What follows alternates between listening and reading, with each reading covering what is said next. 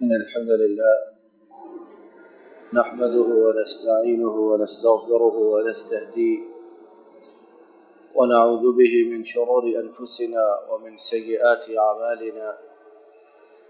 من يهده الله فلا مضل له ومن يضله فلا هادي له، وأشهد أن لا إله إلا الله وحده لا شريك له، وأشهد أن محمدا عبده ورسوله صلى الله عليه وسلم. اللهم صل على محمد وعلى آل محمد كما صليت على إبراهيم وعلى آل إبراهيم إنك حميد مجيد. اللهم بارك على محمد وعلى آل محمد كما باركت على إبراهيم وعلى آل إبراهيم إنك حميد مجيد. رب اشرح لي صدري ويسر لي أمري واحلل عقدة من لساني يفقه قولي. اللهم انفعنا بما علمتنا وعلمنا ما ينفعنا وزدنا علما. سبحانك لا علم لنا إلا ما علمتنا إنك أنت العليم الحكيم. أعوذ بالله من الشيطان الرجيم. بسم الله الرحمن الرحيم. فمن زحزح عن النار وأدخل الجنة فقد فاز وما الحياة الدنيا إلا متاع الغرور.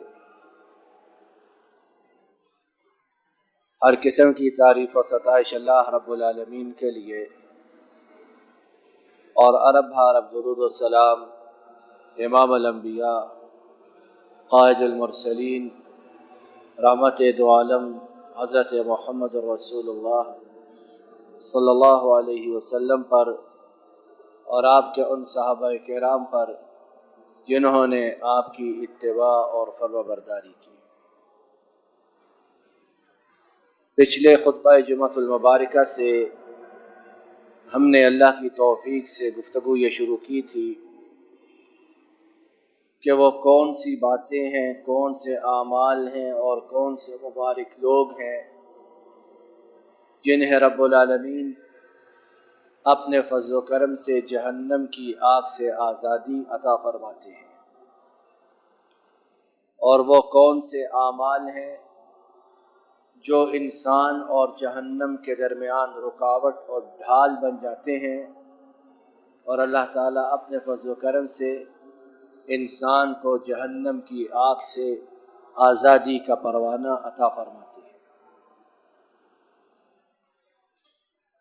پچھلے خطبہ جمعۃ المبارکہ میں اللہ کی توفیق سے بات یہاں تک پہنچی تھی کہ جو متقی ہیں، جو تقوی والے لوگ ہیں، انہیں اللہ تعالی جہنم کی آگ سے آزاد فرمائیں گے، اس پل پر سے آسانی سے گزار دیں گے، اور متقیوں کے علاوہ جتنے لوگ ہیں وہ سارے کے سارے گھٹنوں کے بل جہنم کی آگ میں اس پل سے گرا دیے جائیں گے. اور ہم نے تفصیل کے ساتھ تقوی کا مفہوم سنا، تقوی سے مراد سنی. اس کے بارے میں مولا کریم و رحیم نے سورہ مریم آیت نمبر 71 اور 72 میں ارشاد فرمایا: وَإِن مِّنكُمْ إِلَّا وَارِدُهَا كَانَ عَلَى رَبِّكَ حَتْمًا مَّقْضِيًّا ثُمَّ نُنَجِّي الَّذِينَ اتَّقَوْا وَنَذَرُ الظَّالِمِينَ فِيهَا جِثِيًّا. فرمایا جہنم پر سے، جہنم کی بات ہو رہی ہے، جہنم پر سے ہر ایک کا گزر ہوگا، کوئی پل ہوگا یا راستہ ہوگا اللہ جانے، اس پر سے ہر ایک کا گزر ہوگا، اور یہ بات تمہارے رب نے اپنے پر واجب قرار دی، لازم قرار دی. پھر فرمایا ہاں جو متقی ہیں، تقوی والے ہیں، انہیں اللہ تعالیٰ اس سے نجات عطا فرما دیں گے. جہنم پر سے وہ خیریت کے ساتھ، عافیت کے ساتھ گزر جائیں گے، انہیں نہ اس کی تپش پہنچے گی، نہ اس کی لو حدت گرمی پہنچے گی، اللہ انہیں بخیریت گزار دیں گے، اور جو ظالم ہے وہ گھٹنوں کے بل اس جہنم میں گرا دیے جائیں گے۔ صحیح مسلم میں نبی کریم صلی اللہ علیہ وسلم نے تقوی اور غیر تقوی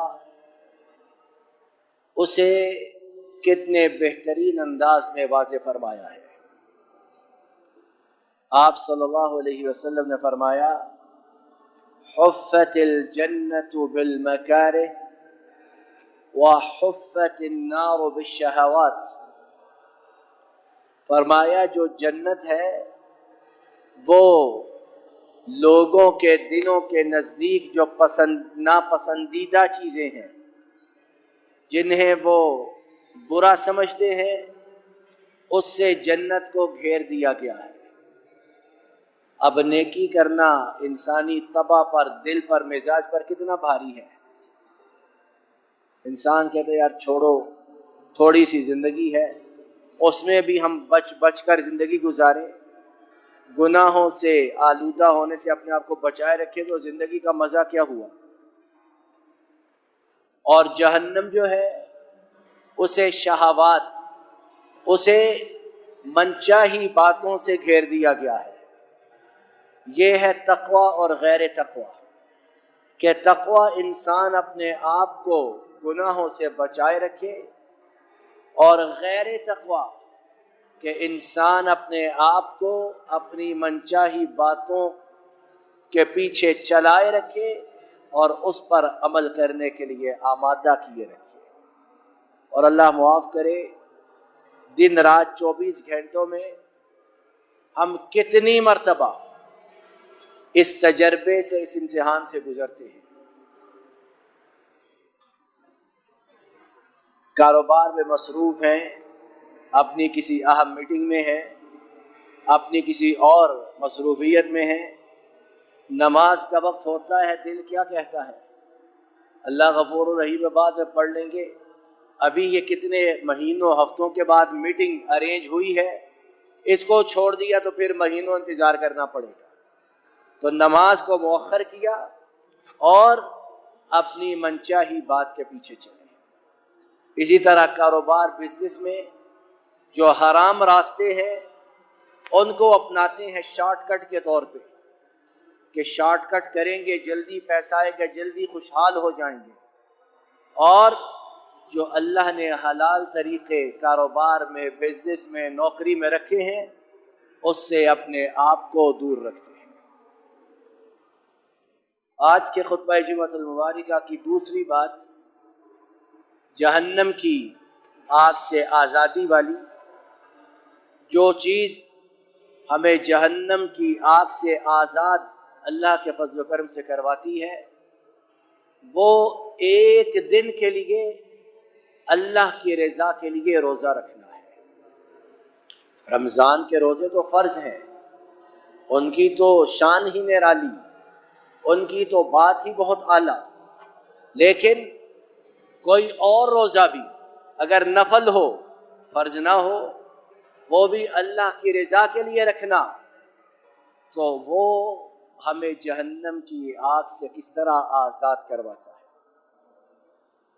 امام بخاری اور امام مسلم نے نبی کریم صلی اللہ علیہ وسلم سے روایت کی کہ آپ صلی اللہ علیہ وسلم نے ارشاد فرمایا، من صام للہ تعالی یوما ابعد اللہ وجہہ عن النار 70 خریفا او کما قال صلی اللہ علیہ وسلم۔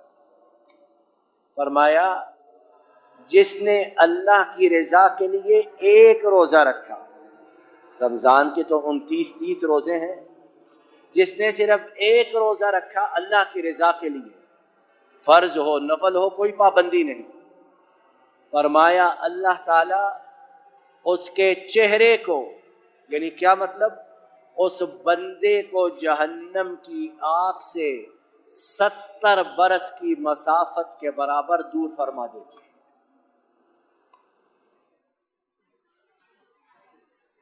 پکی حدیث صحیح بخاری مسلم کی کچی پکی بات نہیں. اور امام ترمذی نے ایک دوسری طرح اس حدیث پاک کو بیان کیا کہ آپ صلی اللہ علیہ وسلم نے فرمایا کہ جو شخص ایک دن اللہ کی رضا کے لیے روزہ رکھے، اللہ تعالیٰ اس کے اور جہنم کے درمیان اتنی بڑی خندق پیدا فرما دیتے ہیں جتنا فاصلہ زمین و آسمان کے برابر ہے. سنن ترمذی کی حدیث اور صحیح حدیث. تو دوسرا عمل ہمیں آج کے خطبہ میں یہ معلوم ہوا جہنم کی آگ سے آزادی دلانے والا اللہ کے فضل سے کہ ایک دن اگر ہم اللہ کی رضا کے لیے روزہ رکھیں، نفل ہو فرض ہو، تو اللہ تعالی ہمیں اس طرح 70 برس کی مسافت کے برابر یا زمین و آسمان کے درمیان جو خلا ہے اس کی مسافت کے برابر جہنم کی آگ سے دور فرما دیتے ہیں. تیسری بات، ہمارے آج کے خطبہ کی تیسری بات جو اللہ کے فضل و کرم سے جہنم کی آگ سے ہمیں آزادی دینے والی، ہمیں آزاد کرنے والی وہ کیا ہے؟ وہ یہ کہ انسان 40 دن تک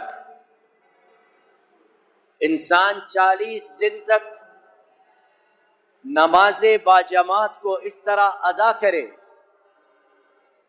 5 نمازوں کو اس طرح ادا کرے 40 دن تک مسجد میں آ کر جماعت کے ساتھ، کہ تکبیر تحریمہ جو ہے اللہ اکبر جس سے امام نماز کی ابتدا کرتا ہے وہ بھی انسان سے نہ چھوٹنے پائے 40 دن تک. 40 ضرب 5 کتنا ہوتا ہے 40 ضرب 5 200 نماز. 40 دن جو اس طرح کرے اور مقصود اللہ کی رضا ہو، مقصود اللہ کی خوشنودی ہو، لوگوں کو دکھاوا یا کوئی اور مصلحت ضرورت نہ ہو، صرف اللہ کی رضا، تو اس کے لیے گارنٹی ہے کہ اللہ تعالیٰ اسے جہنم کی آگ سے آزادی کا پروانہ عطا فرماتے. اور کوئی بیوقوف یہ نہ کرے کہ 40 دن نماز پڑھ لے اور پھر 40 دن چھٹی کرے کہ مجھے تو جہنم کی آگ سے آزادی مل گئی، اب پڑھنے کی کیا ضرورت ہے. یاد رکھیے اعمال کی قبولیت کی ایک بہت بڑی نشانی ہے کہ انسان نیکی کے بعد اس سے بڑی نیکی کی کوشش کرے. اور اگر دل میں پہلے ہی کھوٹ خرابی موجود ہے کہ میں نے اس نیکی کے بعد نیکی چھوڑ دینی ہے، تو پھر بندہ یاد رکھے کہ اس کی یہ نیکی بھی مشکوک ہے، پتہ نہیں اللہ کے ہاں قبول ہوئی ہے کہ نہیں. امام ترمذی نے نبی کریم صلی اللہ علیہ وسلم سے روایت کی، آپ صلی اللہ علیہ وسلم نے فرمایا من صلى لله 40 يوما في جماعة يدرك التكبيرة الأولى كتب له براءتان، براءة من النار وبراءة من النفاق.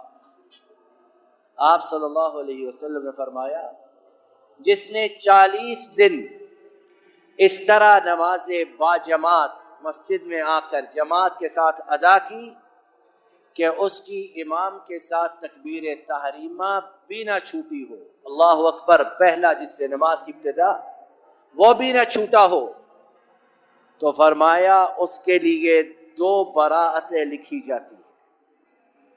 اس کے لیے 2 براءتیں لکھی جاتی ہیں، 2 گارنٹیاں، 2 خوشخبریاں اس کے لیے.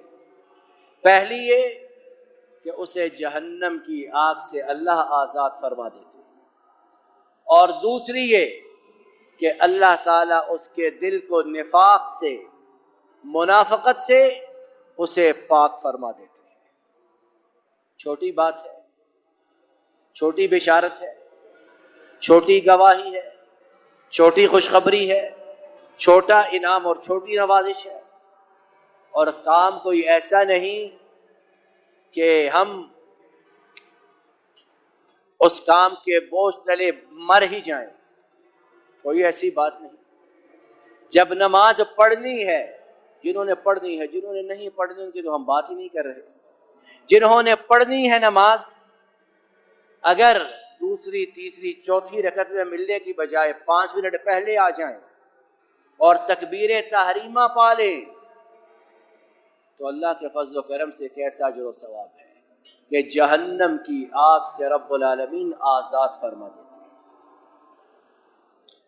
چوتھی بات ہمارے آج کے خطبہ جمعۃ المبارکہ کی کہ وہ کام جس سے اللہ تعالیٰ اپنے فضل و کرم سے انسان کو جہنم کی آگ سے آزاد فرماتے ہیں وہ کیا ہے؟ امام ترمذی نے حضرت ام حبیبہ رضی اللہ عنہا سے روایت کی کہ آپ صلی اللہ علیہ وسلم نے ارشاد فرمایا، من صلى قبل الظهر 4 وصلى بعد الظهر 4 حرمه الله على النار او كما قال صلی اللہ علیہ وسلم۔ فرمایا جس نے نماز ظہر کی فرض جو 4 رکعتیں ہیں ان سے پہلے 4 رکعتیں پڑھی، 2 کر کے، اور 4 اکٹھی بھی پڑھے تب بھی ٹھیک ہے، اور فرض نماز کے بعد پھر 4 رکعت پڑھی 2 کر کے، یا 4 بھی پڑھے تو کوئی حرج نہیں، تو کل کتنی ہو گئی؟ 4 فرض اور پھر 4 کتنی؟ 12۔ فرمایا اس پر اللہ تعالی جہنم کی آگ کو حرام کر دیتے۔ پکی حدیث، کوئی قصہ کہانی، کوئی گپ بازی، کوئی رنگ آمیزی، کوئی مبالغہ آمیزی نہیں، پکی بات۔ اور یہاں مقرر وہی بات کہ کوئی بیوقوف یہ نہ سمجھے کہ صرف ظہر کی یہ 12 رکعتیں پڑھ لوں باقی نمازیں چھوڑ دوں، یا باقی نمازیں الٹی سیدھی غلط سلط ٹائم آگے پیچھے کر کے صرف فرضوں پر اکتفا کر لوں۔ یہ جتنے نوافل کی باتیں ہیں یہ اس وقت اللہ کے ہاں قابل قبول ہیں جب فرائض پورے ہوں اور انسان کی نیت مزید نیکی کی ہو۔ جب یہ نہ ہو تو پھر بندہ ابتدا ہی میں سوچ لے کہ خسارے کا سودا کر رہا ہے۔ تو کیا معلوم ہوا؟ چوتھی بات کہ 4 رکعت نماز ظہر سے پہلے، 4 بعد میں، اور درمیان میں 4 فرض، ایسے شخص پر اللہ تعالی جہنم کی آگ کو حرام کر دیتے ہیں۔ اور یاد رکھیے یہ جتنی نمازوں کی باتیں ہیں پہلے درجے پر، پہلے مقام پر یہ نماز باجماعت کی باتیں ہیں۔ کوئی گھر میں اس طرح 12 رکعتیں پڑھ کر یہ نہ سمجھے کہ میں نے اللہ پر بڑا احسان کیا ہے۔